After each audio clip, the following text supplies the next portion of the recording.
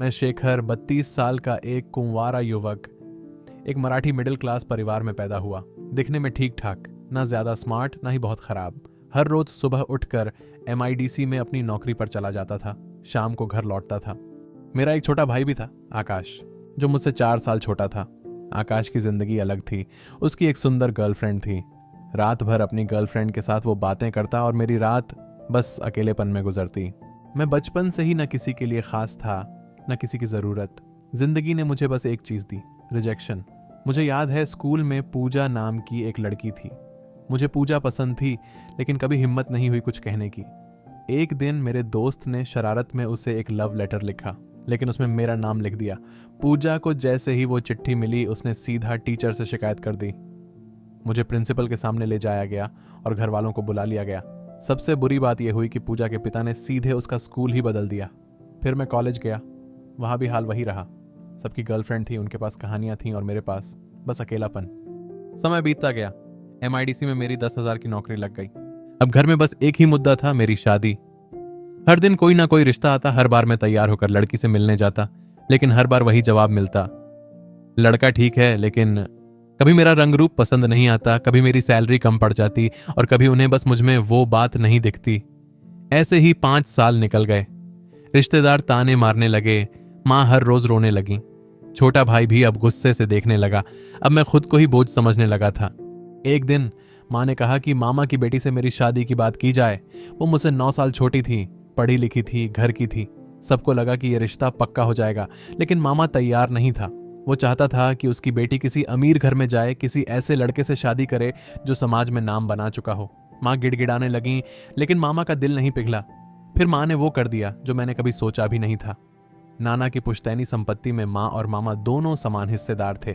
माँ ने कहा, मैं अपने हिस्से की पूरी प्रॉपर्टी तुम्हारे नाम कर दूंगी, मेरा हिस्सा भी तुम ही रख लो, बस अपनी बेटी मेरे बेटे को दे दो। 2 करोड़ की संपत्ति अब हमारे हाथ से निकलने वाली थी। मामा ने पैसे का लालच देखा और शादी के लिए हाँ कर दी। मुझे यकीन नहीं हुआ। मेरी शादी पक्की हो गई, वो भी इतने सालों के बाद। मैंने पहली बार भगवान का शुक्रिया अदा किया। शादी का दिन आया। घर में रौनक थी, मेहमान थे, रिश्तेदार थे।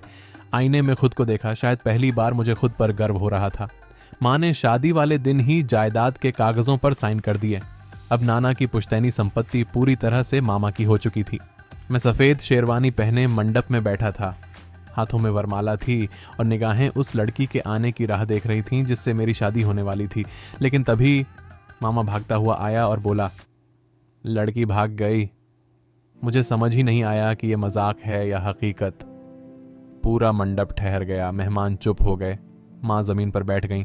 शादी टूट गई थी, लेकिन मेहमानों ने कहा, इतना खर्चा हो गया है, इसे यूं ही मत जाने दो। फिर किसी ने कहा, छोटे भाई की शादी कर दो। मेरा छोटा भाई आकाश, जिसके पास पहले से ही गर्लफ्रेंड थी, अब मेरी जगह वो मंडप में बैठ गया। वही शादी, वही सजावट, वही माहौल, बस दूल्हा बदल गया। शादी के फेरे पूरे हो गए और मैं वहीं बैठा रह गया। कुछ दिनों बाद सच्चाई सामने आई। लड़की भागी नहीं थी, बल्कि मामा ने खुद उसे भाग जाने के लिए कहा था। उसे मेरी शादी से कोई मतलब नहीं था। उसे बस वो 2 करोड़ की पुश्तैनी जमीन चाहिए थी। एक रात मैं छत पर बैठा था, आसमान की तरफ देखा और एक सवाल पूछा, क्या मैं इतना बुरा हूं कि कोई मुझे अपनी लड़की नहीं देना चाहता? क्या मैं संन्यास ले लूं? फिर अचानक आसमान में एक तारा टूटा। मुझे लगा जैसे भगवान ने भी कह दिया हो, हाँ बेटा, ले ले। मैं बिना किसी को बताए घर से निकल गया।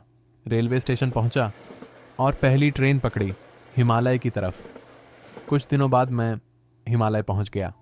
वहां एक आश्रम मिला जहां सन्यासी ध्यान और योग किया करते थे। मैंने खुद को उनके हवाले कर दिया।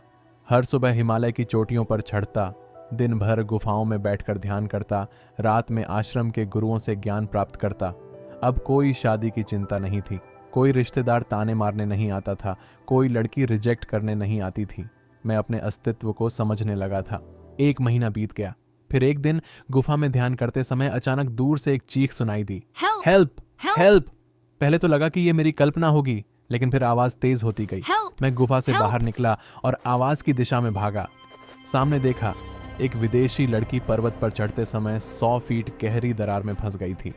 वो ठंड से कांप रही थी।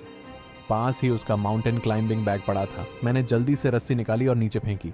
उसने पकड़ ली, लेकिन वो बहुत कमज़ोर हो चुकी थी। करीब 1 घंटे की मेहनत के बाद मैंने उसे ऊपर खींच लिया।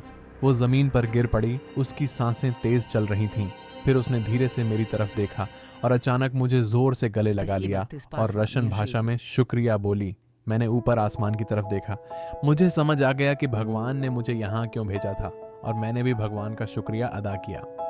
फिर रूस सरकार ने मुझे अपने सर्वोच्च नागरिक सम्मान से नवाजा, क्योंकि मैंने एक रूसी पर्यटक की जान बचाई थी। भारत सरकार ने भी रशिया के साथ संबंध मजबूत करने के लिए मुझे सरकारी नौकरी के साथ साथ 10 लाख का इनाम दिया। अब मैं और मेरी वाइफ एलेना एक हैप्पी लाइफ जी रहे हैं।